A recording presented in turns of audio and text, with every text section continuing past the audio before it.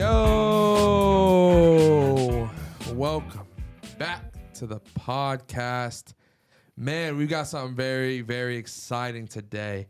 But before we get into it, I am your host. Wow, host. I got promoted. Not only a producer now I'm hosting my own show. So I don't know who let me do that, but I am your host today. My name is Josmanni Sanchez, and I'm joined with two dear friends of mine. The first and foremost, he's the J to my Jimmy Uso. My little brother has joined us today, Alex Maldanado. Alex, say what's up. Yay. You know what's going on.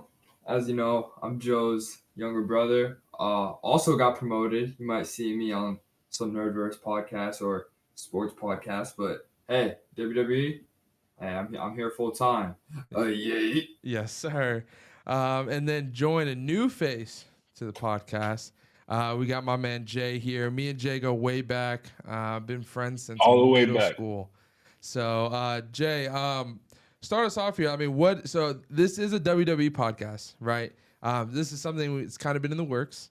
Something we're very, very excited about. This is still House 1055, but we're venturing into something new here. And so I know you guys are used to hearing Noah kind of lead the voice of the intro and whatnot.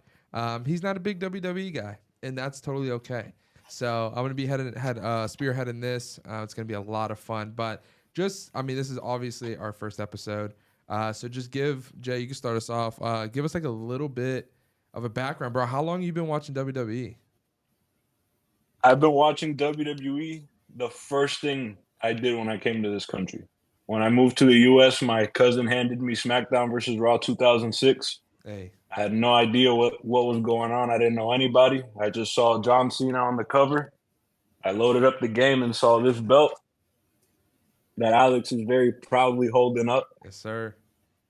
And fell in love ever since. I fell off a little bit for a couple years during hopefully Alex could fill me in on the dark era from what I hear. But we're back in full effect now. Yeah, this is gonna be interesting, right? Because me and Jay are same age. We grew up together. Alex, a little bit younger than us. Interesting enough. So I've been watching WWE, since I was a little kid. Of course, who wasn't? It was just a lot of fun. I was a little boy, and watching grown men body slam each other was just freaking awesome. So I was really big into WWE for a while. And the moment I started to kind of get away from WWE, I was like kind of growing out of it. My little brother was stepping in. And so he was just now getting to that phase of he was really getting into it. He was buying all the action figures. I remember him coming to my room and asking if I wanted to play WWE and all that stuff. So, me and Alex have a little bit of an age gap. And so he's going to be perfect because the moment he was stepping in, I was out. And I was out for a long time, and we'll get into that a little bit. But Alex, kind of tell us about your journey, in WWE. Obviously, you kind of stepped into it because I was watching it, and then you kind of kept watching way past when I was. So what was that like? Who maybe got you hooked? Yeah, no, I think I just remember watching WWE as soon as I came out the womb. I think you put me on. I think if you look in this closet right here, I'll probably have like 850 action figures still, So it's cool to see all the nostalgia there and looking back on that. If I had my earliest memory of WWE would probably be like Jeff Hardy and Umaga, Falls Count Anywhere match. Jeff Hardy, Swanton Bomb off the top of the trailer, So, but yeah, I stuck with it for a minute. There was, a time where I stopped watching, pandemic era. I thought I grew out of it. I thought WWE was lame and stuff. But there were moments where I was in and out, like Kofi Mania I tapped into. Loved seeing Kofi win the WWE championship and stuff like that. And then WrestleMania 39. WrestleMania 39 I've been watching consistently, so that's kind of been my journey. Gotcha.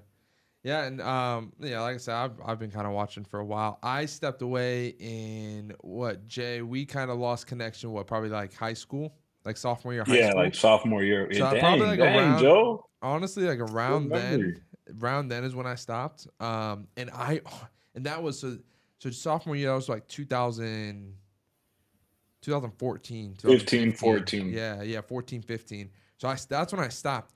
I didn't come back to WWE until last year. Oh, honestly, I watched last year's WrestleMania. I didn't really get back into WWE until like Alex, probably like 2 months ago. Yeah, bro. So like there is a massive 10-year gap at least in my knowledge of what's been going on, and so this Very podcast, exciting. I'm very excited to like learn, the storylines that were kind of going on, that transition from Vince to Triple H, and so we're gonna have a lot of fun. But this episode, we're gonna focus on the road to WrestleMania because that's where we are right now. We're getting really close. We're about 2 weeks away, so not next weekend, but the weekend after is WrestleMania. So we're like 2 miles from our exit, right? We're on the highway. We just passed the sign, 2 miles to your exit. We're in the playoffs, you could call it. In regards to other sports, like we're coming up to like the Super Bowl. We're coming up to the biggest event of the year, and so let's talk about it a little bit. These last couple weeks, WWE's been doing a great job of kind of setting up a lot of these storylines that we're going to be seeing in Mania, setting up a lot of matches for the 2-night card.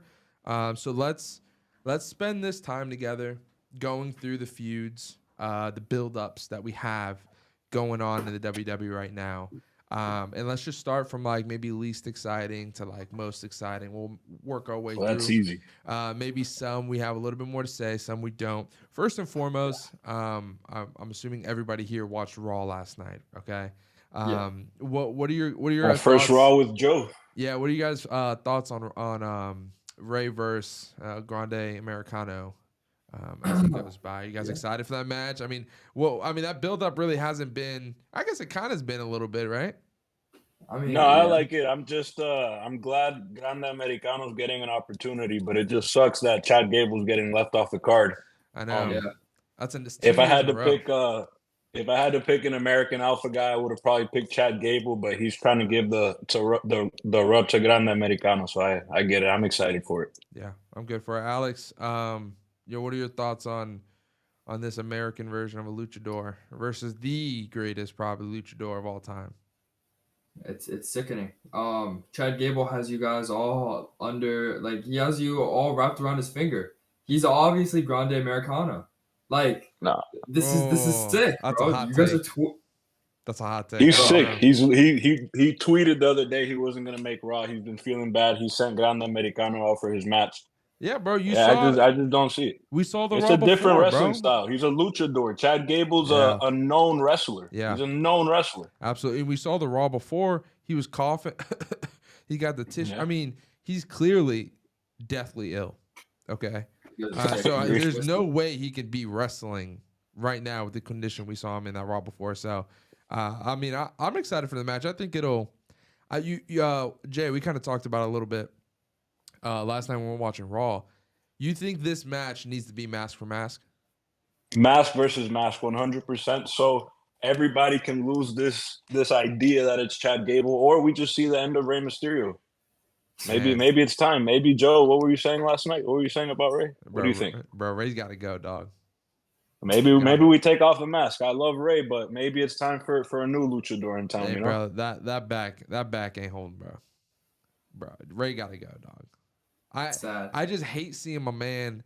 Like growing up, like Ray was my guy, and I hate seeing this old version of him, just so I don't say stiff, but kind of stiff. You know what I mean? He's got nothing left to prove. He's already in the Hall of Fame. The greatest, He's the greatest luchador of all time. All right, you said it. I think we need to go here real quick. Detour. All right, we took an early exit. I'm gonna preface this. All respect to Rey Mysterio. By all means, deserves to be in the Hall of Fame while still active. I'm just saying there's some other guys that deserve to be in the Hall of Fame. If that's what we're doing, oh, for sure. I feel like there's some guys that maybe deserve it before Rey Mysterio that should be in the Hall of Fame as active. I think he's first ballot, like Dwight Howard and Carmelo Anthony. He's that type of player. He was never the top guy, but he was always around. I think he's first ballot. I think so too. But if we're bestowing the honor, of being, the first wrestler to be in the Hall of Fame while still active. I just think people like Randy Orton, That's 100% needs true. to be needs to be that. You can make. I mean, John Cena is a first ballot Hall of Famer. I don't care what anybody says. I can understand how you maybe don't put him in that conversation just because he stepped away for a while. But John Cena is easy first ballot Hall of Famer. I just don't. I just think it bothers me a little bit that Ray's the only one when there's clearly other superstars that very much deserve it to be in that same boat. I don't know. I think that the Ray thing, it was the Dominic storyline that was going on that influenced it. They wanted Dominic to not care at the Hall of Fame speech. They wanted him to walk out like he did. I think it was part of it. They were teasing a retirement, kind of. Yeah, that's fair. So maybe he told Vince, this was in the Vince era, maybe he told Vince he was going to retire, and Vince told him, here's your Hall of Fame. Yeah, maybe. I mean, what we got over under Rey Mysterio retires 2026. No, I think he keeps going. Over? I think he ends with his career ends in a storybook ending: mask versus hair, Dominic Mysterio at WrestleMania, and Dominic takes the Mysterio mask, and that's where we go. Hey, speaking of, my boy Dom got his way into a fatal 4-way for that Intercontinental. Pulling the strings. So we got Braun Breaker versus Penta versus Finn versus Dom. A fatal 4-way for that Intercontinental Championship. This is obviously like a mid card belt, right? I think this is perfect for Dom. We don't want to get into match predictions, but I'm excited. I'm excited for this match. I think this is going to be a great opportunity for Dom to kind of take the next step potentially. What are you guys thinking about the build up? Obviously, we had Penta. We had the tag team match of Dom and Finn and Penta and Braun. We had the Penta Dom match last night. We had the Finn Braun match. These four guys have kind of been, rotating. Yeah, rotating, wrestling each other every week. So, what are your guys' thoughts on, how that's kind of played out and the fact that we're here at a Fatal 4-Way? Yeah, dude, that Braun Breaker spear, that's what I'm talking about.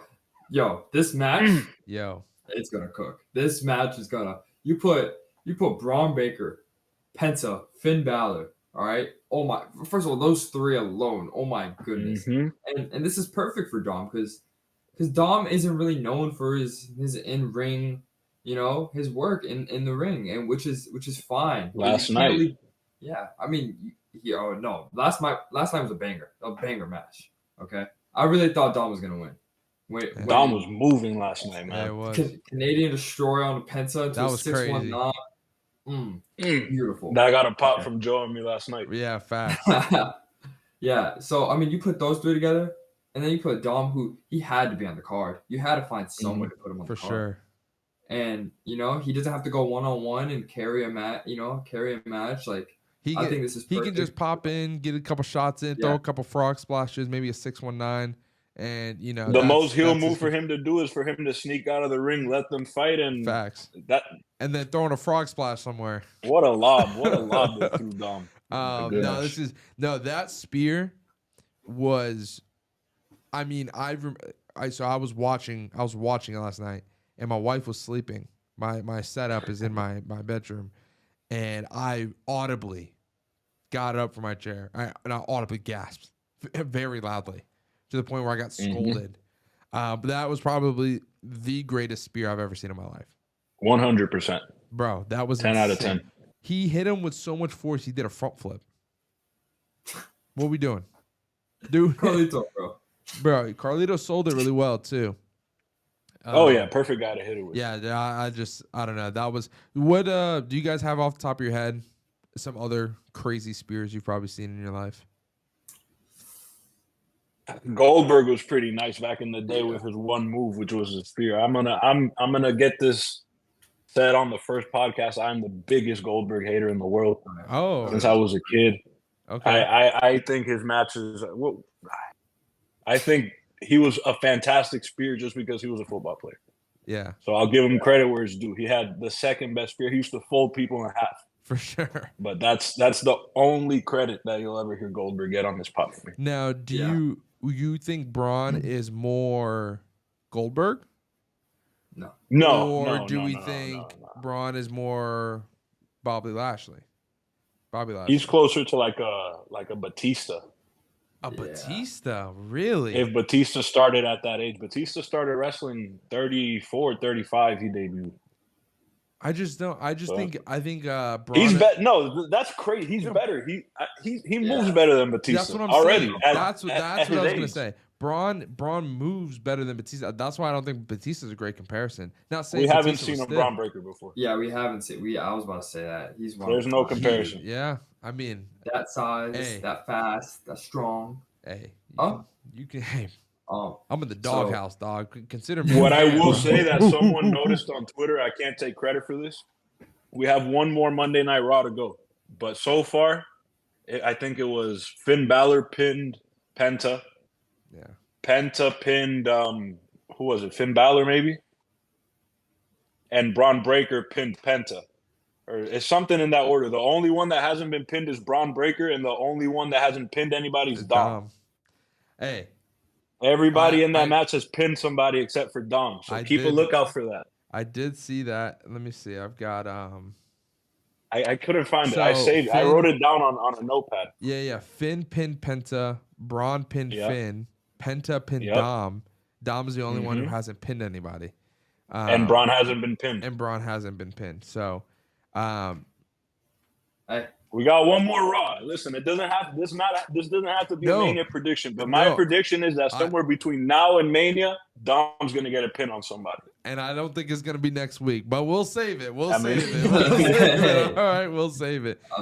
Alex, did you have anything on the build up of this match? I mean, this match really has, this card hasn't really been promos like verbal promos. It's been like matches to set it up. I mean, do you have anything to add? No, I mean, like I said, it's gonna cook, dude. Like, this is gonna be a sneaky match of the night. You know, they have to open.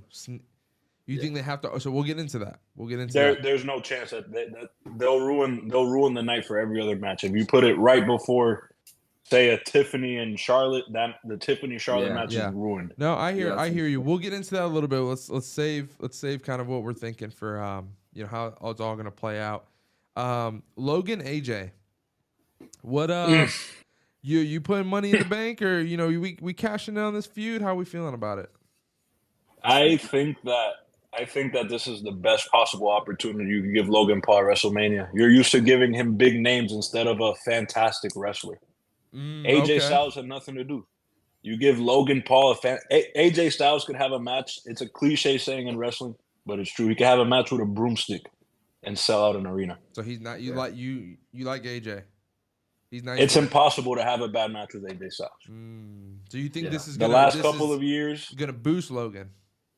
It's gonna show that Logan can go in the ring for real, because I think so. I think that Logan, for a celebrity, he's the best we've ever seen. It's not close. I agree. He's different. Alex, what do you think about this feud? How it's building up? I think there was a narrative for a long time on AJ Styles saying that he was towards like around this time last year, saying he was washed. Like, couldn't wrestle. He couldn't wrestle anymore. He was just getting old, so just retire. Boom. The next month has a 5-star match with Cody Rhodes at Backlash. So AJ can still go. He can still hang. Logan Paul, recently, he's known for his promos. He's known for being like everybody hates him. Just being such a good heel, but he just. Whenever I see him in the ring with AJ doing the build-up, like the segment with Andrew Schultz, I just haven't liked any of these segments. Yeah. It hasn't. He's pure in-ring to me. The match will be good. I fully believe that. I think Logan and AJ can put on a very good match together. I think they're going to have very good chemistry together. Like a vet and somebody who's willing to learn like Logan Paul. It's just the segments and the build for this match just has me not excited for it. Interesting. So I've got a little bit of a different take on it, because I think you take AJ, who's, I think, at least on this podcast, unanimously kind of revered as fantastic in the ring, if not first ballot Hall of Famer, if not goated in the ring. you take Logan, who in the ring I think is still pretty good. He gives a lot of viral moments. He gives a lot of big spots. But I think his bread and butter is maybe not on the mic, but the way he sells a match, right? The way he promotes a match. I've kind of liked this mix where it's like really Logan that's building up the fight, and AJ is just kind of there and he's thwarting, Logan's little plots and he's embarrassing him, with the whole Schultz thing. I don't know if you guys saw Logan Paul posted on his Instagram story, and he did a little promo on social media. I thought that was cool. I haven't seen that.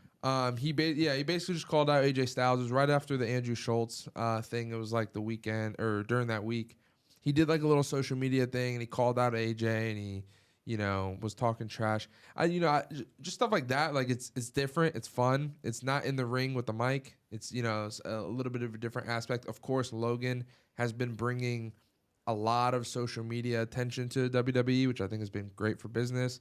And so I don't know. I'm excited for the match. I agree. I think the match is going to bang. And I'm interested to see where you guys are going to place it and where it should be. As far as night 1 and night 2 and where it's going to be, but like I said, we'll get there when we get there. Naomi and Jade. Obviously, this started at Elimination Chamber. They've had a few kind of run-ins. More after Elimination Chamber has kind of chilled out a little bit. Are you guys excited for that, or where we at?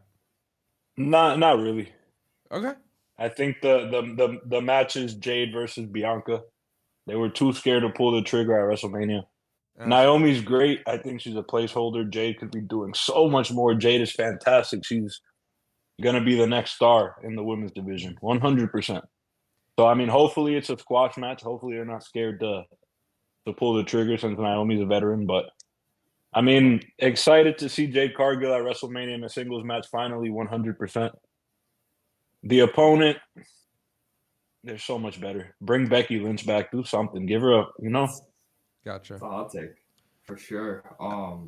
I for one love Naomi. She's great. I think she's sick. I think that the build for this match has been amazing.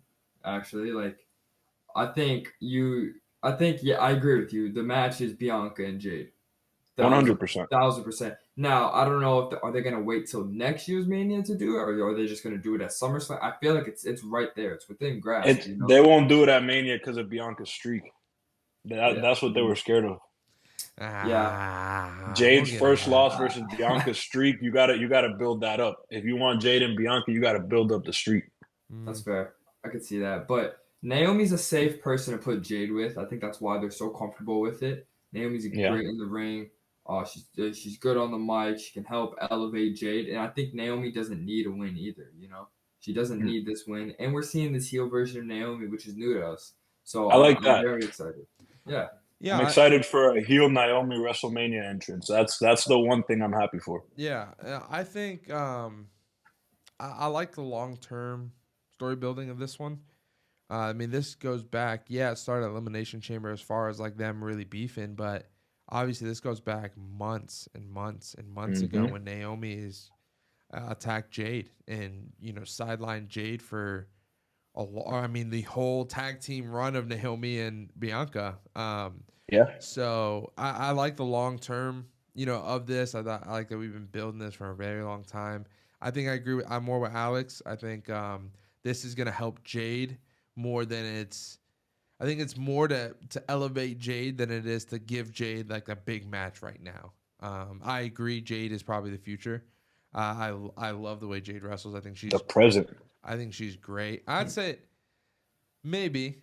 I have a few people ahead of her though right now. So she would be a shot in the arm in the division as a champion. I think people don't see Jade. I watched her in AEW, so I might have that edge. I watched her debut match. I watched her against. She was Shaq's tag team partner back in AEW. Yeah. Shaq had one wrestling match, and he was Jade Cargill's tag team partner versus Cody and can't remember her name. She was great. Not Brandy. It was the other girl. But I was like, damn, this girl got Shaq to come into wrestling, and ever since then, I thought she was a star. She needs a I'm behind her though. I'm behind her. I love it. I'm very excited for what this Mania is gonna do for post Mania for her. So no, I'm excited. I think it's gonna be a good match. I don't love Naomi. But again, this is just kind of like a stepping stone to get to where we want to get to with Jade. So it'll be interesting. It's gonna be definitely an emotional match, I think. Obviously with Squad. and I think it's gonna be. I think it's gonna be brutal. It's gonna be brutal. Next, let's talk.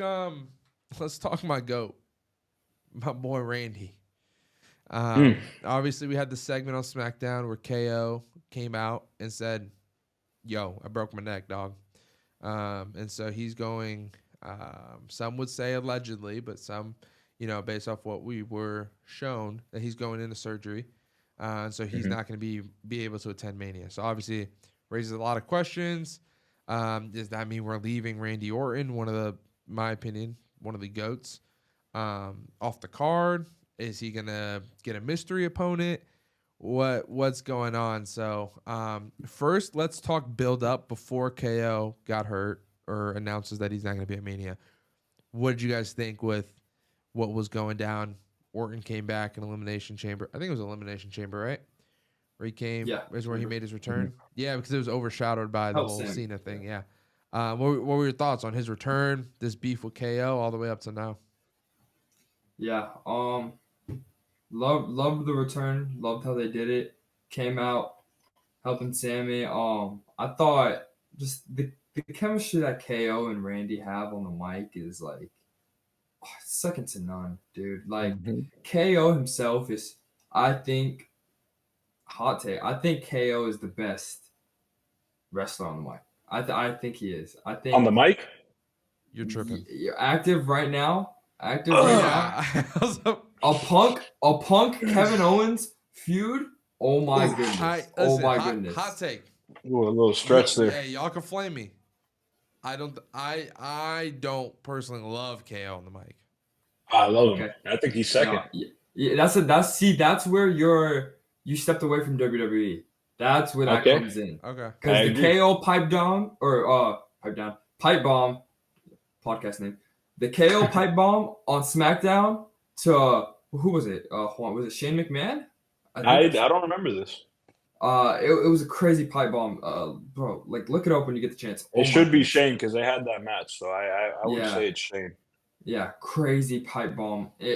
Beautiful on the mic. So that's where I don't blame you. I love you the that art, much so for not loving KO wild, bro. CM Punk just cut like 3 of the best promos I've ever seen in the last like 4 weeks. Hey, Dwayne, you bald fraud! Come on, man. What are we talking about?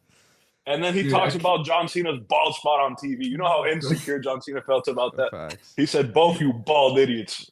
But truly, a feud I need to see later this year is Kevin Owens and CM Punk. I have to see that. A little sidetrack here. Do you know about their history? They hate each other. That's why they haven't had a match. Ring of Honor, right? Yeah. CM Punk told Kevin Owens that he needs to be more traditional and he can't wear a T-shirt when he wrestles. And he went out and got Kevin Owens a singlet, like a Chad Gable singlet, like an Undertaker one. It was more akin to Undertaker's. And Kevin Owens wrestled horribly in it. He went backstage, he ripped it up, and he said, "Are you fucking happy?" We can bleep that out. He said, but that's what he said. "Are you happy now?" And CM Punk went off on him. He said, "You're fat, you're lazy." And Kevin Owens never forgave him. I need that. Imagine them bringing that back up in the promo. I need them to talk about it. Now that it's uncensored, Kevin Owens will quote him. Fourth wall. They both break the fourth wall. You know. Oh yeah, it's gonna be like Eddie Kingston and CM Punk in AEW. You guys should look into that one because it was the same story. And they gave him a match. They let it all out. 2 people that hate each other. Wow. I'm not gonna lie. KO. Randy's promos for this feud have been fantastic. And it's like, you wouldn't think, probably don't think Randy, synonymous with the Mike and Randy, like you do with, Kobe, like you would with John Cena and the Mike.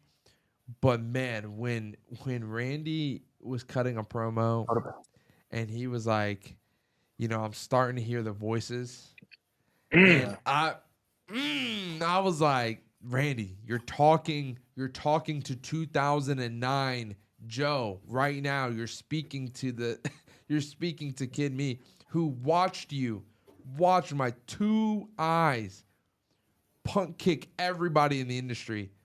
And we were in 4th grade. Bro, I tell you, bro, I changed my life. 09 Randy Orton did. And so, I remember that was the best, going to school and everybody would talk about it. Did you see what Randy Orton did last? It was like, it was insane. It was like something you saw on the news. You would come to school. He kissed Stephanie. Like, what? He kicked Vince in the head. He kicked Triple H. Oh my goodness, you couldn't believe it. Joe and I were talking about that last night. We don't have anybody like that where the kids go to school and they just crash out. Yeah. Talking about how bad some guy did them, traumatizing them. He was a villain. Yeah. I was a big Cena guy. Oh my gosh, I was the biggest Cena guy there was. And so I hated Randy.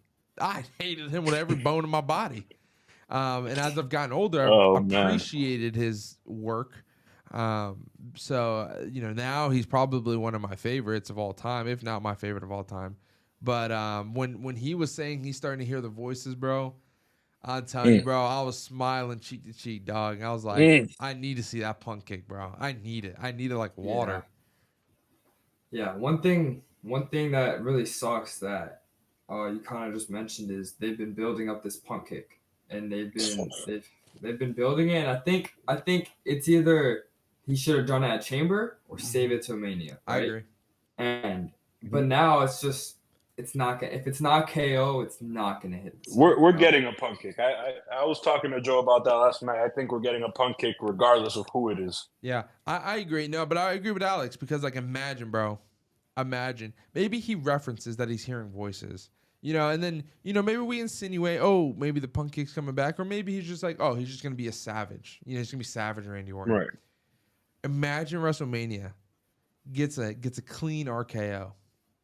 And instead of going for that pin, dude rolls over, gets on his grabs his head, he starts punching the ground as he's backing up, getting in that corner, both hands on the ropes, leaning back like a snake. I need it, bro. And I'm telling you, bro, that would steal WrestleMania, dog. If we did not line it up already, if he just came out and did it, bro. Oh my gosh, that would have been so exhilarating to watch him do that again, because he hasn't done it 10 plus years. 10 plus years. No, he did it. Something we didn't talk about that I picked up on. Alex, you stopped watching in pandemic areas when I came back, so we generally got everything covered. So pandemic era, Randy went on a little legend killer. Hearing voices hybrid run where he kicked Shawn Michaels in the head. He kicked Big Show in the head. Edge? He kicked Edge in the head. He was kicking all the legends in the head. This was pandemic era. He was carrying. They gave him his 15th world championship during that time. He beat Drew McIntyre. Gotcha. Yeah. Well, because he was huge. I think the reason I said that is because he said it in this promo. So yeah, because they kind of hover. They're kind of erasing that era in a way. Yeah, that's fair. Real quick, obviously, we're not getting into the match. Y'all think KO is he's trolling and he's just trying to kick that's the head? Best case scenario. Or best case scenario is that this is a work for the punk kick so he can kind of scare Randy away, but it's what I'm seeing on Twitter. I don't know. Yeah. Someone said that he's faking it to scare Randy away from doing the punt, and then he's going to come back, have a regular match, whatever. Hopefully that's the best case, but realistically, I don't think he would come out and say he's going to get surgery and the way he did it and when it's not. I don't know. I can't call it. Hopefully. So y'all leaning more towards he's actually hurt. Yeah. Yeah, I think he is. Okay. One thing. Mystery opponent that then? Sucks. Yeah. But go ahead, Alex. Go ahead, finish what you're saying. There's options. I was gonna say the one thing that's unfortunate, if it is a work and KO does come back, is I really wanted this match to have a stipulation. Okay. I didn't want it to just be one-on-one. But mystery opponent, I like it. You know, last time we had a mystery opponent at WrestleMania. Cody. Yes, sir. You know, so we have a couple of theories of who we think it is. Juan, do you have any? I got a couple. I'm interested to hear some of yours because I have 3 names in mind who it could be, who WWE could lean towards. They're all returns. I don't think that they just bring out like a Sami Zayn getting revenge for Kevin Owens, which has been popular on Twitter. Joe, we talked about that yesterday. I saw it on Twitter today. People are saying Sami Zayn's been left off so he can replace Kevin Owens, but there's 3 names that I have in mind. I want to see if you guys have any similar names. Yeah, for sure. I think the biggest name is, you know, Aleister Black, Malachi Black. You got it. That's one. I think he would. I sent Joe because, you know, obviously Joe tapped out of WWE. Black Mass compilation. Oh my goodness, Joe! So you're aware of that finisher? Yeah, it's dope. Yeah. Last night we were talking about favorite finishers all time. I said Sweet Chin Music. Currently, it's the Black Mass. Yeah, bro. Sweet Chin Music. 100%. Yeah. I'm not sure what his name was in AEW, but Rusev. Yes, sir. Miro. Okay. And I'm not sure if this person is still with AEW. I don't watch much AEW, but Buddy Murphy, is he? He took over the stable. Yeah, so you got 2 out of 3. I would have the third one, Joe. Can you guess my third one? Alex got 2. He got the one we talked about. The one we talked about. Yeah, Nick Aldis. Nick Aldis. For my TNA fans that are me and Joe's age, you might know him as Magnus. Nowadays, he's Nick Aldis. He's only 38. He's younger than Randy. He was NWA World Champion for 3 years. His reign was head-to-head with Roman. They were at the same. Nick Aldis signed at around that time when he lost the belt. So I think he hit 1,000 days as champion, and then he signed with WWE. People thought he was going to be a wrestler. He's not injured. He's not hurt. He's not retired.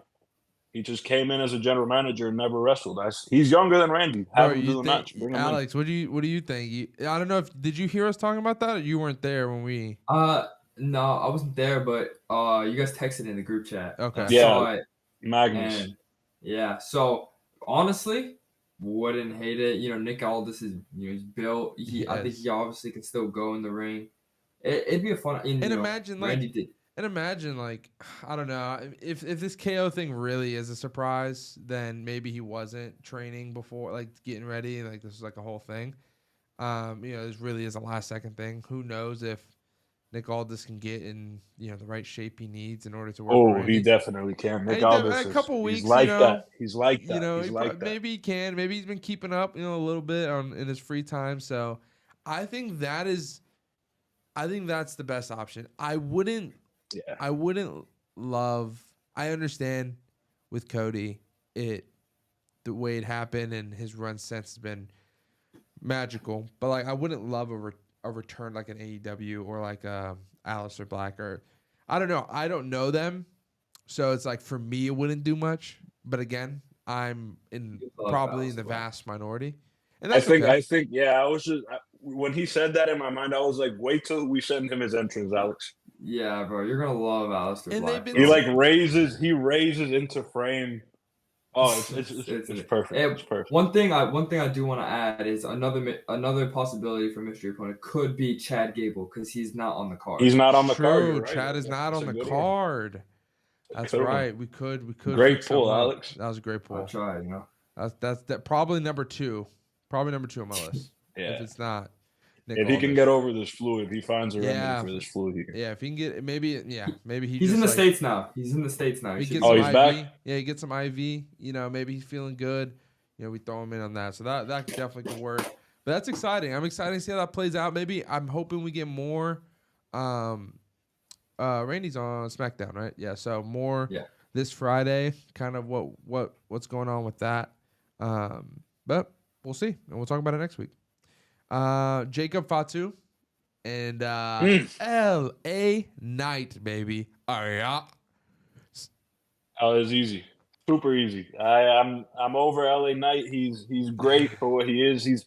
I can't wait for I love LA Knight. I can't wait for him to retire and be the general manager of Raw or SmackDown, or just be a great commentator, or just be like the new Paul Heyman, like the mouthpiece for the next great wrestler.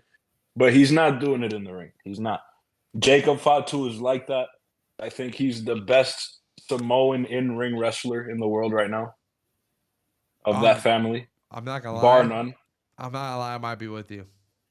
Yeah, I think you pull the trigger. It's a good person to take it off of. LA Knight.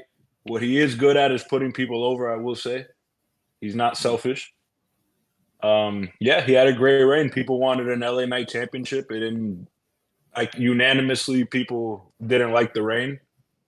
So you just take it for what it was, and you crown the next big thing. Yeah. Yeah. I think the plan was always to put the title on Jacob Fatu Right. at Mania in some sort of way, whether it was just take it off of Shinsuke somehow and put it onto Jacob Fatu, whether it was a multi-man match or something. But I think, yeah, I don't want to spoil any predictions, but I think, it's pretty unanimous with who we think's gonna and what direction we think this is gonna go at Mania, and what feuds are gonna be in the future of this. I think the build-up's been good, right? Because we had like the number one contender kind of stuff going on. We had the last man standing match between what's his name? It always Braun Strowman. Yeah, Braun Strowman. I always get him. I always get Braun Breaker, Braun. and then I get who's the one that just got hurt? Bronson Reed. Bronson Reed. Bro, Braun and Bronson, like Ed and Eddie. I'm telling you, bro, it's coming back. I was like, who? And who? Oh, isn't that the same person? What? And they're now the rest. So, anyways, yes, Braun Strowman and Jacob Fatu. That last man standing match was pretty lit. I really enjoyed it. Glad Fatu won. Definitely wanted that to happen. And we kind of been seeing, and I think they've been doing it the right way. I think it's been good. The separation from Fatu and Solo. Obviously, since the bloodline lost, I've been kind of waiting for them Jacob Fatu to kind of blossom, and then who knows what we're gonna do with Solo. I'm good. Poor Solo, man. Yeah, I'm good. I'm good for everybody Jacob knew this would happen. Yeah, so Jacob Fatu's only like 31, 32 as well. He's young. And dude, he moves, dog. He be he's the best. So he's the best. I'm glad he came over. Yeah, I'm super excited for that. And again, the build-up has been good. Obviously, LA Knight did not want Jacob Fatu to be the number one contender. Very clear. He wanted Braun, at least. I mean, not that Braun Strowman's much better, but Fatu is an animal, right? So, glad Fatu got through. This one's gonna be interesting. This has kind of been like a 4-game series. Tiffy time, Tiffany and Charlotte Flair. What y'all been thinking? Because they've had some verbal promos, and I think so much to say. Some went one way, some went the other way. What are you guys' thoughts? Mine's pretty quick, so let me get mine out of the way. It's simple.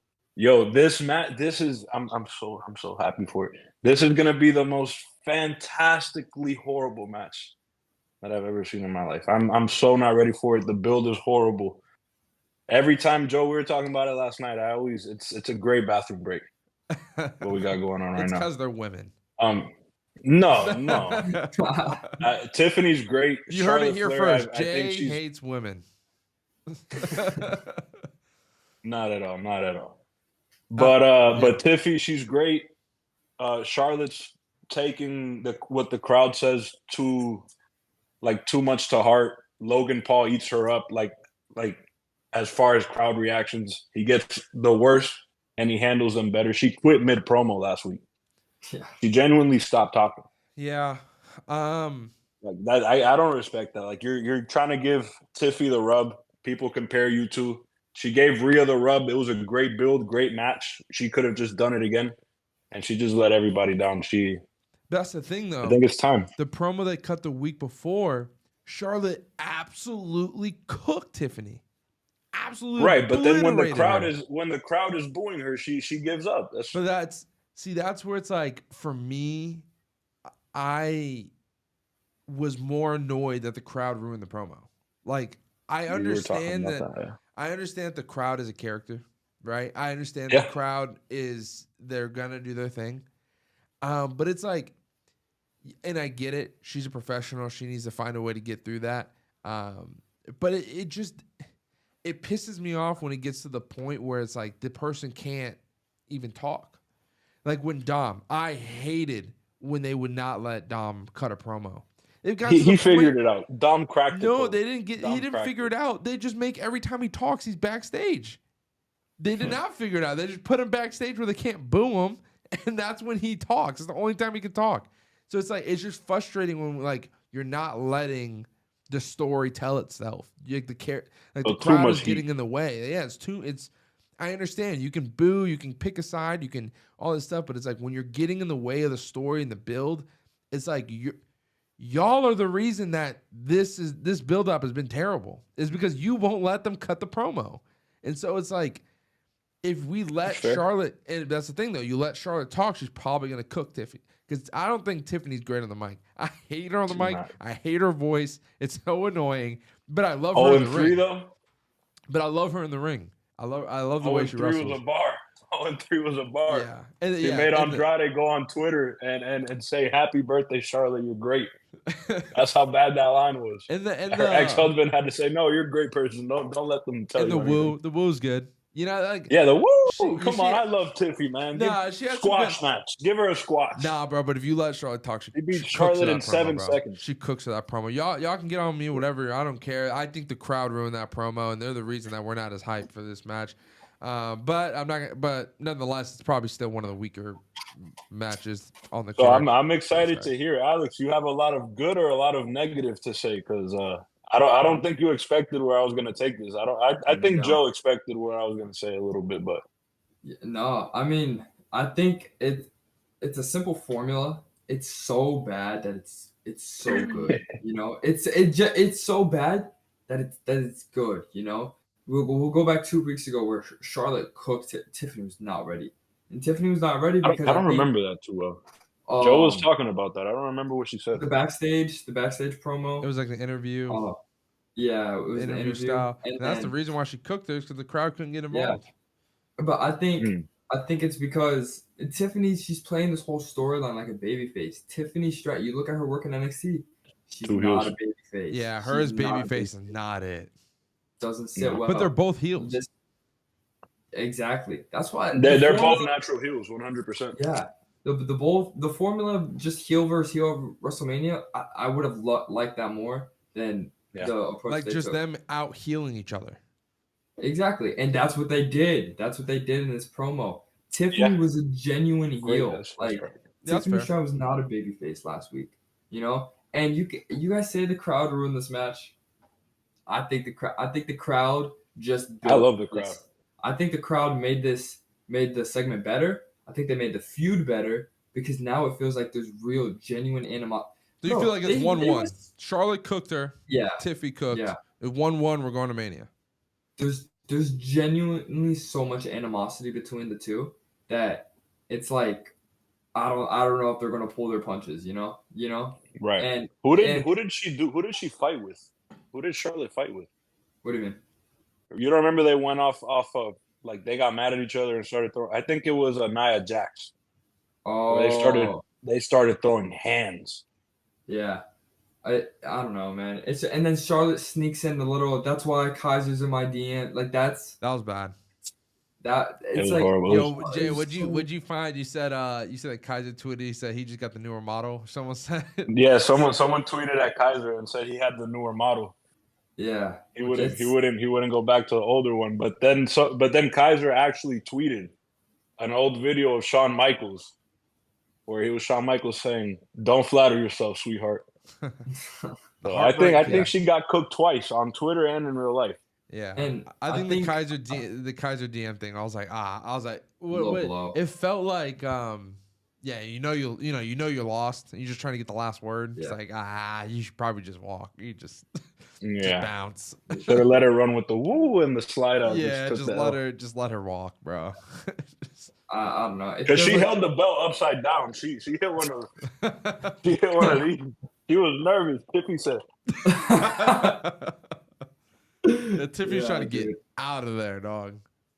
I think that this is gonna. I think it's actually gonna be a great match as well. Opposed to you, Jay. I think that it could be either a huge dumpster fire or it could actually be a really good match. But I don't like how Charlotte's just not elevating Tiffany. You know. Yeah. One match I am excited for, and I think that the build-up has actually been pretty good, contrary to probably some other people, is the Rhea Ripley, Io Sky, and Bianca Belair. Triple threat for Io Sky's title. This Io Sky's title, that's still a little weird to me. I know, very weird. Not to me. I'm a believer. I will say, yeah, Alex was really he was pulling for Io before she won it. He was pulling for Io to win it. And we were talking that night, I think, before that match, she beat Rhea. We're like, does Io kind of maybe take this here? This is gonna be interesting. I was surprised. I didn't. Yeah, this match, I think it's gonna be interesting. If it was just Bianca versus Io Sky, I'm not gonna lie, wouldn't be. I think Rhea Ripley. Like I needed like a Rhea Ripley in there. Like I needed. Yeah. I think she brings so much. Big name brings so much to the table. I like how they kind of was doing it. Bianca interfered, and then that's the reason Rhea lost. And then I thought making Bianca the special guest referee for that match was stupid. I think it was the only way to like not let Io Sky lose the title right before Mania, and make it end in disqualification and whatnot. That was an interesting choice, but I like the kind of disregarding Io when they're cutting a promo, because Io barely can speak English as it is, so it's probably good that we're not letting her talk and we're just pushing her to the side. But then Io always retaliates. I like this little scrappy catfight dynamic between the three. What do you guys think? Let's see,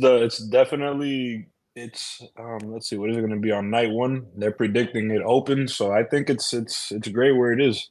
It's going to be a fantastic match. I don't want to get into spoilers because we've been giving predictions, but it's going to be a fantastic match. All three of these women are hoopers. All three of these women are top 10 in the company, in the world, pretty much.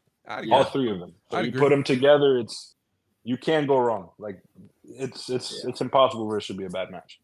I think this is your three of the women's division. This is your top. They're kind of like how we'll get into it later. The men's triple threat match. This is even though it doesn't have a title, this is very and I think that this is going to be maybe the best women's match of all time.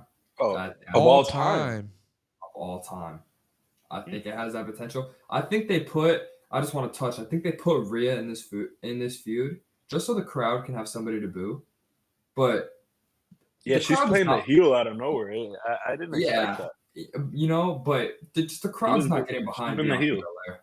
They do not like Bianca Belair right now, dude. And you could see it. I feel like you could see it in her attire change. Last night on Raw, she wore the all black with a black lipstick. I think that's her kind of getting into the crowd's little like, we don't like you, Bianca, kind of stepping into her heel phase. I don't know if it's a heel turn or anything, but she's definitely going with the motion of the crowd booing her. Right. Yeah, I'm with it. Did y'all see the bump that Rhea took last night? Io off the top rope, bro. We gotta make sure her jaw's okay, dog. Yeah, Rhea took. I mean. Yeah, I don't even know how you could you don't know when that's coming, dog. But you know it's coming, but you don't know when. And she went right into Bianca, and Bianca got them shoulders. She got She got shoulders on her. So. Yeah, I was watching that with my girlfriend, and my girlfriend's never watched WWE. She's sitting there, she's watching it with me. She's like, can you play that back? I thought this was fake. I was like, nah, bumps are real. Yeah, bumps are real. Bumps are real, very real. Cool. So I'm excited for that match. Build-up's been good. All right, this is probably the match. Not that I'm most excited for, but one that there's probably one of my favorite build-ups, and that's just because as of late, because we were getting really worried. That's Jay Gunther. I was getting a little. I was like, man, this ain't it, dog. And then I'm not gonna lie, we got the the Jimmy Gunther match, the whole thing. I think that took that build up from one of the worst to top 3, bro. So what are your Top thoughts? 3, wow. Top 3. Well, top 3 right now out of what we have, not all time. Yeah, for Sorry, Mania. I gotta clarify. Top 3 of what we got on our Mania thing right now. But what are your guys' thoughts? I know me and Jay talked about it a little bit, but let's get into it. I mean, what do y'all think? Y'all cashing in on this one, or you not buying it? Yo, all my checks cashed. The favorite build-up of the year right now. And I don't know if that's extremely hot, but hey, we were talking about how kids come to school talking about 09 Randy. Yo, we might have to start talking about 25 Gunther because Okay. All right. He said it. is he's so good as a heel, and he's a winner. Like he doesn't take pins, dude. Like Nope. he does not take, and he might be the best wrestler in the company when it comes to the men's side of things. It's a big debate. It's a big debate for sure. He's I would agree. He's up there. It's just like I wanna ask you guys a question. You know, don't let nostalgia play a factor. Please don't let nostalgia play. What's worse, Gunther, zip tying Jay to the corner and just killing Jimmy and just rubbing his blood all over him, or Randy Orton handcuffing Triple H to the corner, RKOing his wife and kissing him? Like a genuine question. I think Randy's more devious. I think that is devious because he not only beat the hell out of you, he just whooped your ass. Then he handcuffed you. Then your wife comes in to save you. And then beat your wife. He not only DDTs her, not only does he DDT her, he then kisses her. Yeah. Yo, what did Stephanie think she was good too? Nah, I don't know. Yeah. It's definitely Randy.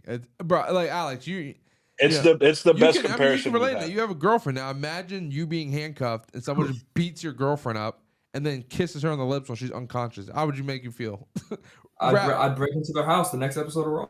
Yeah, there you go. That's exactly what it was. And so, no, but it's not. Although, it's yeah, close. I would say definitely Randy. Not to say that that's not a comparison, because it is. Yeah. I think it's both of them, especially because like it's not just two brothers, right? Like Jay and Jimmy aren't just two brothers. Like they're Samoans, and family is like culturally such a big deal.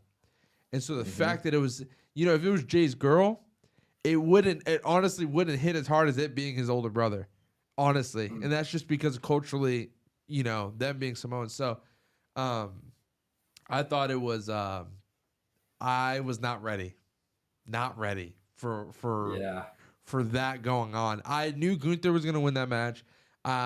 Jay came in, Jay saved him, and, we chased Gunther off. Genuinely thought that was it. I genuinely was like, okay, like Jay and Jimmy are going to go backstage and whatever, da-da-da. The fact that it went, and then we took that extra step, and then even extra 2 steps, dog, I was like, we back. I remember watching it and go, yeah, we back in this. So I absolutely loved it. Not only did I love that, the promo last night, me and Jay were watching. Oh. Me and Jay watched it. I'll give you props on that, Joe. I was mad the whole time. I was saying, man, this is horrible. He was Jay cutting the Uso promo. Needs to stop talking. Yeah, he was cutting the promo. Jay's like, this is bad. This is really bad. And he's like, I can't. He's like, you buying this? You buying this? You have a mom. He was like, you have a mom? Yeah. You have a mom? Well, I do too. It's like, dang, got him. And I was like, yo, Jay, I was like, let him cook, let him prep. And then it got to the point where I was starting to lose faith. I was like, oh, this isn't looking too great. And then he said tonight I'm going to pray. He said, I'm going to pray for you, but more for me. Pray God to forgive me for who I'm going to become. I said, I said, say it again for the people in the back, Jay. I was like, so good. Save that promo. Saved it, bro. And me and Jay were like, right at the end, we're like, all right. He saved it. We good. We back in. I still think he should have just said that end piece. He should have just skipped the whole "Do you have a mom?" and whatever he said, and just walked into the ring all sad, took his glasses off, like off rip. He would have looked at Gunther and said, "I'm gonna pray for you," and that's it. He would have dropped that and left. It would have been cold. Yeah, Yeah, that's true. I like how he said the crowd's like yeet. He's like Yeah, he's bro, so, Joe, Bro, that was I funny. was dying laughing. I couldn't stop laughing. My brother's in the hospital. Yeet. Yeet. Sort of the back. Yeet. It's just like it There was was funny. one guy in the crowd. Yeah, bro. One guy in the crowd yelling yeet. Yeah, bro. And again, it's like it's funny, but to me, and this is me personally, I really hated that. I just want that moment, bro. I just want the moment, man. It's like why you gotta try and make yourself a main character in this? It's like let Jay cut his emotional promo. Although I will say Jay as an emotional, character doesn't really work too much for me. I like Jay. I like the Jay we got, but I get it. That's what the story needed that because of what happened and what transpired. So you gotta see Pandemic Jay, so right hand man. Mm-hmm. So him and Roman put on some bangers.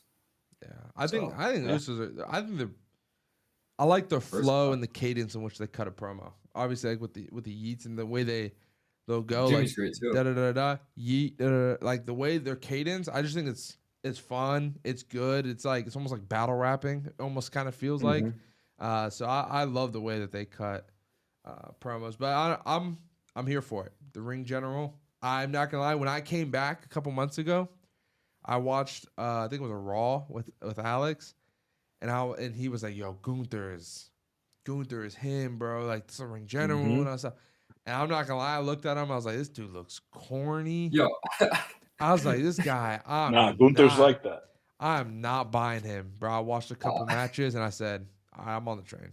No, it's funny. Gunther's I'm pretty sure you called Gunther like Vladimir Kozlov, which I don't know if you guys remember. Freaking Santino Morella's little sidekick. Yeah. So I don't know. I wasn't rocking, but that was me judging the book by its cover. Gunther's him. Best believe it. Mm-hmm. He's like that. All right, we got 2 left, and we know we're getting to it. We're here. All right, let's start. We got the Seth Punk Roman. Obviously, a lot's been going on. We got the Seth crash out at the signing. We got the favor cashing in. So I mean, kind of go through, pick it apart. What your parts of this build-up you've kind of been interested in, maybe some theories. I mean, not into the match, but theories on like maybe what happens post-Mania and whatnot. But as a result of this build-up, I mean, we said it. 3 of the top guys in the company right now. Triple threat, WrestleMania, main event. It's going to be awesome. So what are your thoughts? I think this had the best build of any match. I'm super excited. When it comes down to every week on Monday Night Raw having build-up, CM Punk, I think, was on for like 5 or 6 weeks in a row, 4 or 5 weeks in a row. Just coming out every week, cutting a promo, not even having a match, just cutting a promo, building it, building the favor. 3 of the top guys in the company. Seth Rollins is, I believe, the best wrestler in the company, like in-ring wrestler. I believe Roman Reigns is the biggest star in the company, and I believe CM Punk is the best on the mic. So you literally have it all covered in this match. We're not going to get into spoilers or predictions or anything like of those sorts. But as far as build, it's been phenomenal. It's been fantastic. The Seth Rollins teases, the favor, the Roman line where he looked at CM Punk when he was crying that he finally got his main event. Roman looked at him in the face, started laughing, and he said, "One man's dream is another man's favorite paycheck," for his 10th WrestleMania main event. Crazy. It's cold, man. It's 11th main event. Mm-hmm. You gonna put your one up, Jay? Are you not a Roman guy? You put your one up? Oh, I'm a Roman guy. I'm an guy. Acknowledge your tribal chief, dog. For me as a wrestling fan, this is the absolute dream match. All 3 of them. They had nothing really to do. They put them together to make what's going to be the match of the night. Story-wise, match-wise, it's going to be the match of the night. Yeah. Okay. I'm pretty hyped. I think CM Punk was doing a lot of the carrying. A lot of the carrying for this. And Roman wasn't really on TV much until he interfered in the steel cage match. Right. I think last night Seth took a big leap. Big. Loved that segment. makes me think, bro. Makes you think of post WrestleMania. What's Paul Heyman doing? You know, because he's sitting there and he's thinking when Seth is bringing up like his kids watch him get put through a table in the garden. You see Paul Heyman, he's thinking, he's like, they did see that, didn't they? You know. So Seth might. CM Punk did a lot of the carrying, but when it's all said and done, Seth might be the MVP of his second straight Mania because he's always the MVP of Mania. He's the modern Shawn. He's doing a perfect. When after he curb stomped CM Punk last night with his shirt off and the jeans, I thought Shawn Michaels 2002. Yeah. The SummerSlam match. Yeah. I was like, whoa, scary. This is scary. Yeah. Yeah, he's the modern Shawn. That he always puts everybody over, but he has the match of the night. I think this build-up has been really good. I think CM Punk's promos have been, I mean, some of the best I've seen, man. He's just really good on the mic. You watch a lot of promos, and you when you see somebody like Punk, you see someone like Cena, you realize there's levels to this. There are levels to this, and as much as you can be good in the ring, it's really mic skills. And Paul Heyman said it. He said it recently to John Cena. He was like, John Cena, you're not the best in the ring anymore. But I'll tell you what, as long as you can grab a mic and put it to your mouth, you're the best there's ever been. Like, it's just it matters. And so CM Punk is, and he always has been, phenomenal on the mic. So from that aspect, it's been great. It being the main event, that was a fun segment. I just love Seth's crash out. I just thought it was hilarious. I think a lot of people had fun with that. It was really, really funny. He just like Kendrick Lamar, bro. It's just like the biggest hater. He just and then we had the favor cash in, right? Me and Jay talked about it a little bit. I don't mind it. It's just we kind of built it up for it to be exactly what everybody thought. You know what I mean? It's like, and sometimes that's not bad. Like, Jay said, when I said that, Jay was like, sometimes you got to give them what the obvious choice. Yeah, what they expect. Yeah, give them what they expect. But it's just like, we built but I got this favor. But don't you forget this favor. Just you remember though, I've got this favor. Oh, but this wasn't the favor. I still have the favor. It's like we just kept going, and it's like, oh my gosh, dude, this favor is gonna change everything. And while it does, taking Paul out of Roman's corner, it just was like, all right, but like, I much rather have been the main event be the favor, and then we get Paul to flip in a different way. You know what I mean? Right. It's just to me. I don't know. I thought the favor was a little bit underwhelming. Very excited. I like the favor. I think they should have done it at Mania. I think, I had texted you guys, it should have been up until the very last moment. Obviously, Seth comes out first. And then I say you send Roman out, and as Roman's walking out, Punk kind of grabs Paul Heyman, holds him back, and says, this is the favor. So Roman's kind of looking for Paul Heyman. It gets into the mind games in the match. But Triple H isn't big on surprises, like I told Joe. He'd rather tell you what's going to happen than let it happen. Yeah, which is fair. Again, very excited for this match. Very excited for this match. I told Jay last night, Seth's fit was W. I don't say that often, but his fit last night was dope. And when he took it off, and he showed his jeans, I was like, this dude's lit. Great physique. Obviously, curb stomp on Punk, and then when Paul Heyman was there, I mean, I started hearing voices in my head. You know what I mean? I was like, curb stomp him. Obviously, doesn't. Says, now you owe me a favor.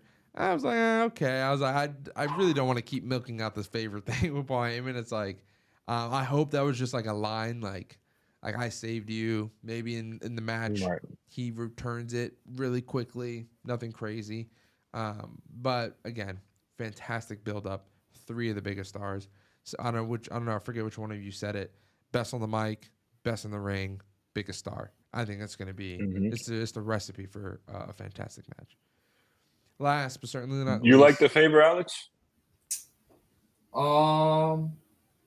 Yeah, predictable, but sometimes I have to bring myself back to earth and realize that predictable isn't bad. You know, Yeah. I kind of the reason I didn't say much is because I kind of agree with you guys. Like, Jay, you put me onto the theory that if he just flipped during Mania, it would have messed with Roman's mental, and it would have done a lot of like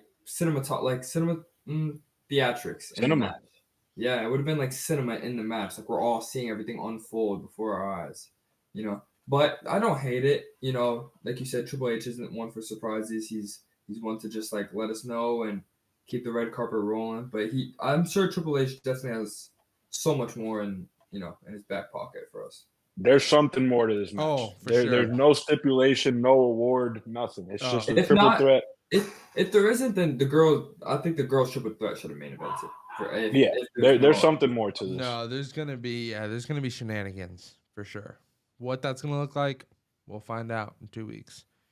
Last but not least, obviously, I mean I think there's 2 more matches that we're gonna have that have not been announced yet. I believe, one of them,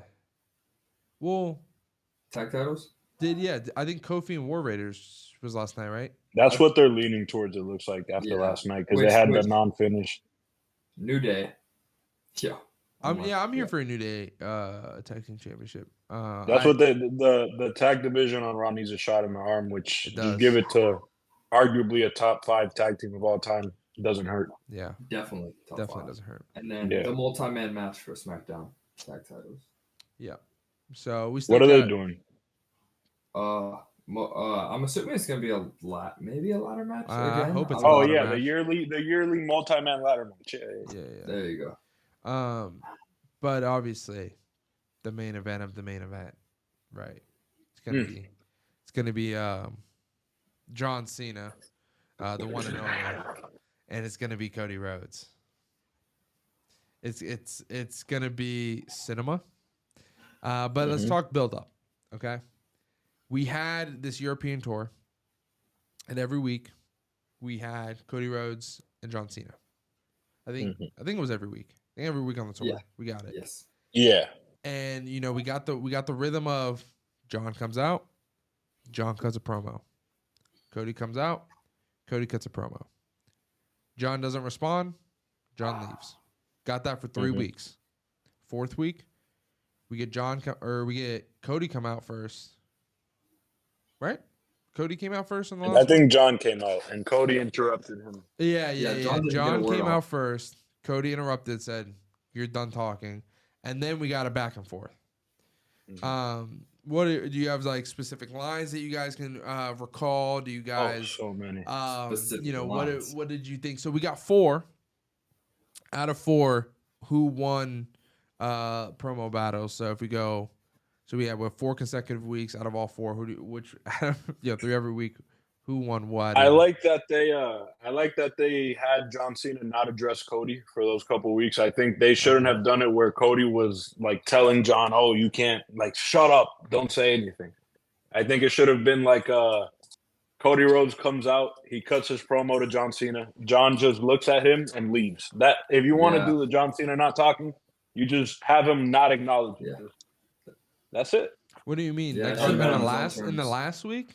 No, what I will say, that last week was phenomenal. How they took the shots at Tony Khan and AEW and the shots at Vince McMahon when John Cena said, I make money for billionaires and you steal money from their children. Yeah. I was on my scooter at the time, my electric scooter, just driving around listening to that, and I genuinely almost fell into the ocean when he said that.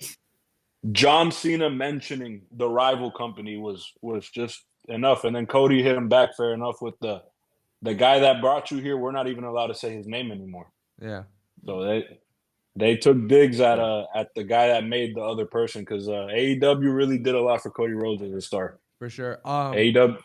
I want to get into what you kind of just said in the sense of, because I want to understand. You think the weeks building up, the 1, 2, 3 weeks, you think Cody should have cut a promo and John said nothing?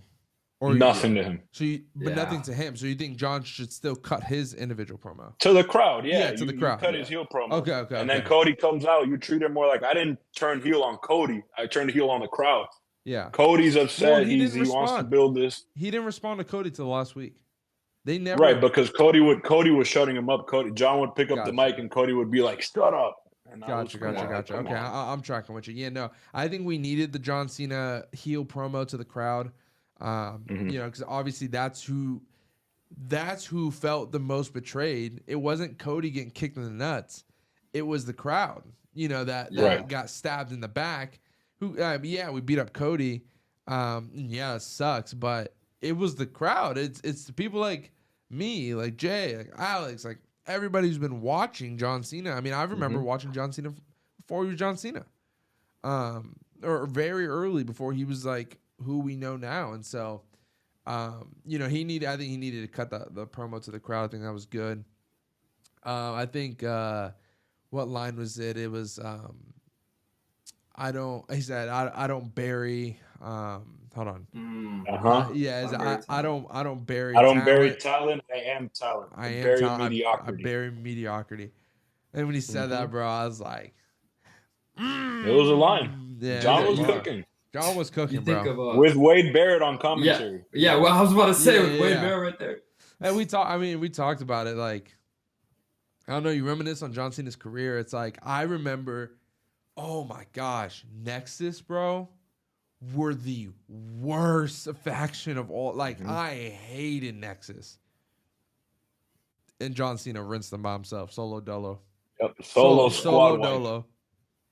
Yeah. And so, I don't know. Anyways, getting back to the promo, I think the fourth week, them going back and forth, was really good. I think Alex, you texted me because I watched it first. I think I watched it before you, and you texted me your reaction. It's like, John Cena's cooking Cody. We knew that was going to happen. Then Cody talks like, oh, I'm not going to lie. Cody kind of cooked John. And then John talked. They're like, no, John Cena won that one. And then Cody talked. You're like, no, I don't know. Cody Rhodes. They cooked. Like, they were cooking, bro. They were going back and forth throwing haymakers. So I'm very excited for this match. We know there's going to be shenanigans. We know The Rock is going to be involved. We know Travis Scott, I don't know, might be involved.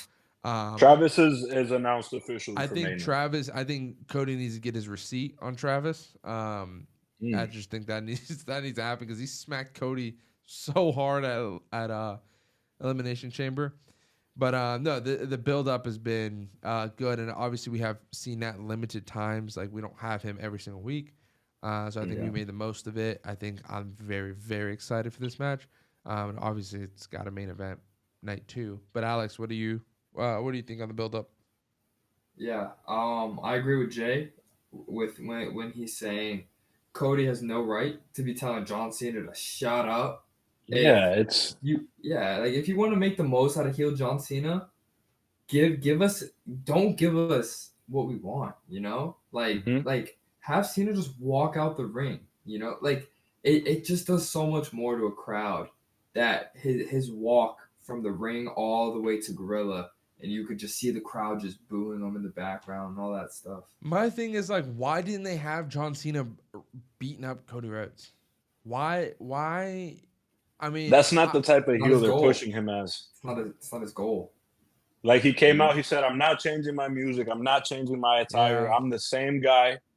I just don't like you guys. I'm breaking up with you guys. I just think, and I'll save it for next week, but I think Cody Rhodes winning that exchange in week 4, the babyface winning that exchange, I think, like, you can always kind of tell how a match is going to go based off those like little interactions like that. Mm-hmm. It's typically the heel that is always taking those cheap shots, always winning, always cheating, and that's the whole thing is that the babyface ends up being triumphant.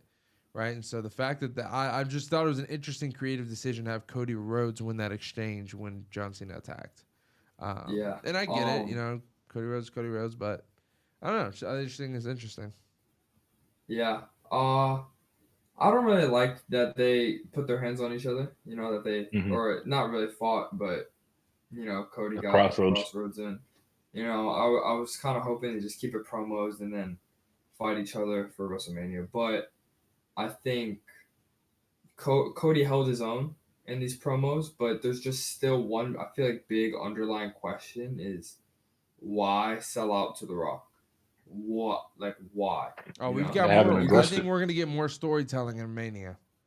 Yeah, like it's just he's talking about the crowd. He's talking about this. He wants the 17th. I understand that, but it's a why. He could have done all that stuff without selling out to The Rock. Mhm. So it's a Well, why. like CM Punk likes to say, if The Rock decides to grace us with his presence at WrestleMania. Yeah. Yeah. Yeah, we'll get more. I just want to add this now because this is something I immediately picked up on when Cody Rhodes was cutting his last promo against John Cena. Cody Rhodes just turned into 8 Mile Eminem. He basically just he was like, I am white. I am no, I'm just kidding. He was like, I do have a slur. I do, I am a nepo baby. I am like he basically just like did all the dissing to himself. I was like, all right, 8 Mile, relax, okay? Like I like how John dismissed it too. He was like, I wasn't gonna say any of that. Yeah. yeah, and then That's too low. and then he found like 5 other things to say. It's like you should have kept going. You should have covered all your bases. I do have a Cody. question for you guys that I saw on Twitter. A lot of people were saying that with this heel turn being so big, you could have had John Cena not show up at all until WrestleMania, and it would have still main evented. People would have still bought in. People would have still been excited. Well, what do you guys think about that? Yeah, but like, hated it. I think the problem with that is like, I mean, we ain't got much time with John. You know what I mean? Yeah, This is I it. do. If we're gonna see a heel turn, let's milk it out a little Supposedly, now he's a heel. He could be lying. bit. I think he's done.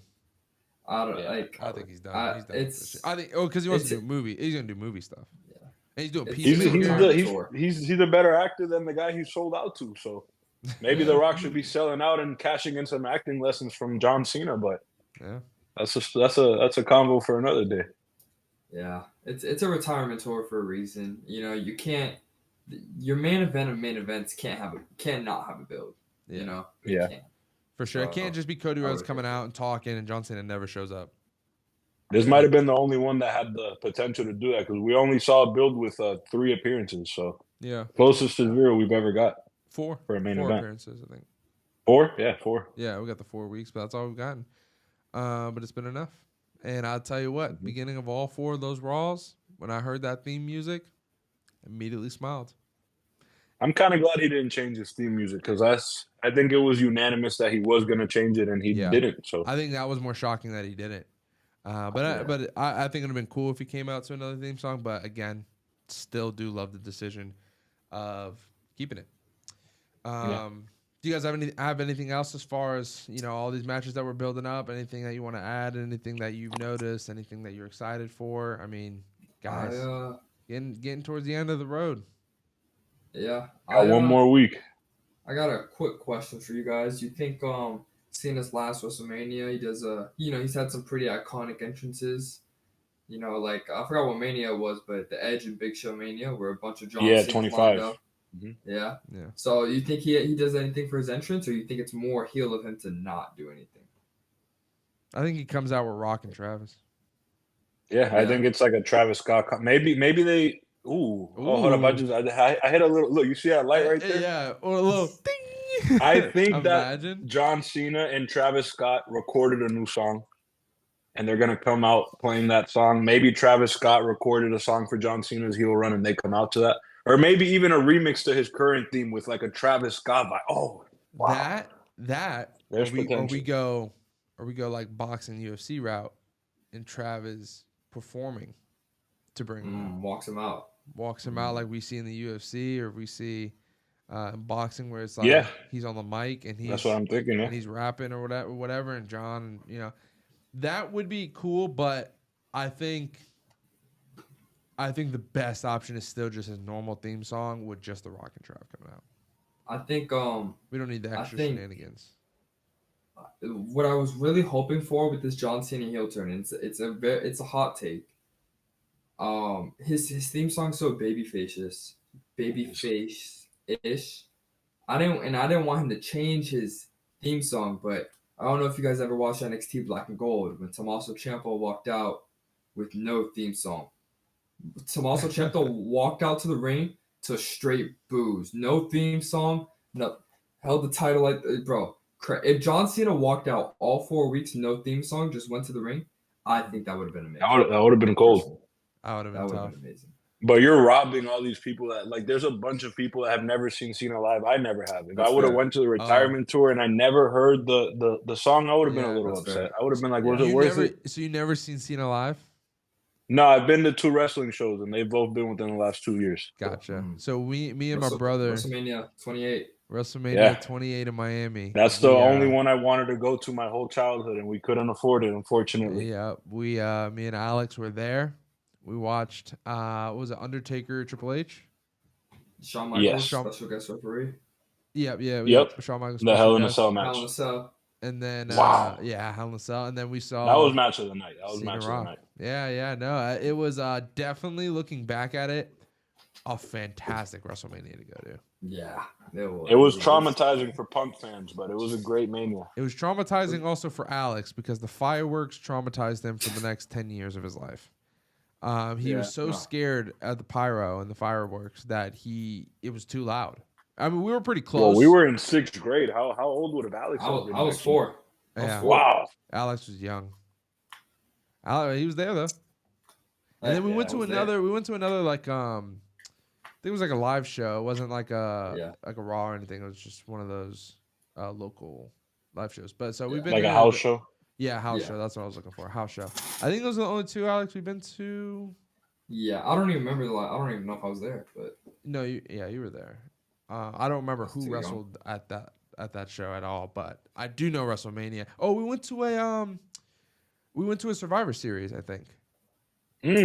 I think we went to a Survivor Series. I don't think it was. So I think that year Survivor Series was also in Miami, where Cena and Rock teamed up. I think it might have been that one. It was in Tampa, I think. In Tampa. With R-Truth and The Miz. Where they they fought the I know Awesome we went Truth, to 2 pay-per-views, like live. I think it was Survivor Series. I don't know if it was in the same year. It might have been. It might have been the year before. I don't know. I have to ask Mom to see when that was. Because I mean, even I was in middle school, so I don't know what was going on. I was happy to be there, but no, I mean it's exciting. I'm excited for where this pod is gonna go, and catch us here next week. We'll be back covering whatever we hear next SmackDown and next Raw. We're gonna do match predictions. We're gonna get into laying out where the matches are gonna be, who's gonna win, who's taking the pin. We'll kind of cover all of that. It's gonna be very exciting, very fun. Follow us, on Instagram, TikTok.